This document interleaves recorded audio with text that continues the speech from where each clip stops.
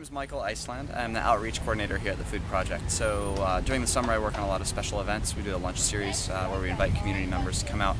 Also during the more of the school year program, I run our volunteer program. So I work with about 3,000 volunteers a year to come out and help us on the farm when our teenagers are back in school. What's going on here? These are some of your summer interns? Yeah, today this is one of our harvest days, and on Tuesdays and Thursdays we go to the farmers market at Dudleytown Common, as well as in Dorchester at the Bowdoin Street Health Center. We have a farmers market, and one during the week at Boston Medical Center as well. But these teenagers are working for us full time for 6 weeks this summer, and on harvest days they're actually bringing in the produce, the fruits and vegetables that we'll be selling at the market, and then they'll actually go and staff the markets this afternoon as well. And tell me, why is there a need to have urban farming initiatives like this? Well, urban farming initiatives and really local food systems in general, because they've disappeared, and people are losing a connection with their food. It's really important to us that people are eating healthy food and they understand where their food is coming from. And you can understand where it's coming from a lot better when it's being grown close to you. So the urban farming really is an initiative that allows for people to grow their own food. It allows for people to see where their food is coming from. It also allows for reclaiming of vacant lots and really sort of a greening of the city. So it's an environmental movement as well as a healthy food system. My name is Lakeisha Gerald. I'm 21 years old and I'm from Dorchester. Actually, I'm a crew leader this year, but a few years, I think 2003 or 2002, I was a crew worker just like these guys behind me. I stayed on and did the DIRT crew, which means Dynamic, Intelligent, Responsible Teenagers. And then I went on to be the assistant crew leader for the summertime. So my assistant crew was in there hiding with the raspberries. And not just assistant the crew leader like I am this year.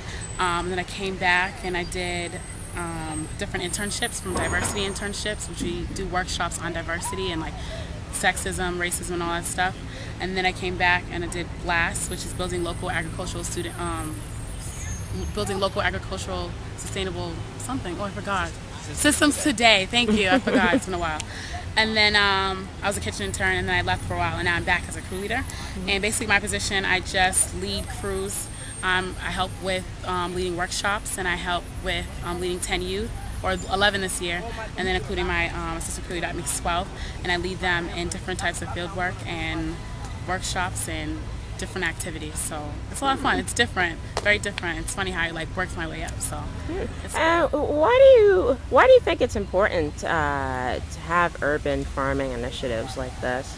I think it's very important because me being from like this area, we never drove past here and found anything around here like this, and I feel like it's important like the kids to see that where their food comes from, because going to like Stop and Shop, it's kind of like a one-stop shop. This is where your fruit comes from.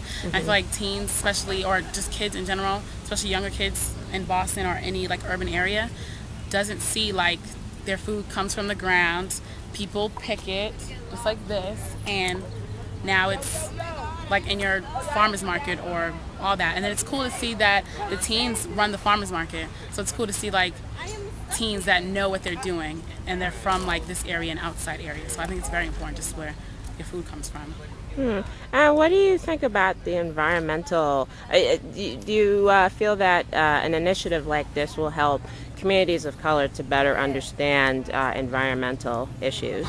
I think it will, because environmental issues like this, like you get a chance to not only see where your food comes from, but it helps the land. You don't have to see a whole bunch of malls everywhere and buildings everywhere. So they get a chance to see where all this comes from. I don't know, I just love like working out here, and when a person comes to see this, I feel like it's different because there's not many places like this anywhere like in urban areas where people farm, and it's bringing back our roots. Like people used to do that like around this area. A lot of Cape Verdeans live here, and they brought a lot of their roots here. The Three Sisters with the corn and the different things over there, like we didn't have those ideas, and now that that's back, we get a chance to just rework and reroute where we all came from.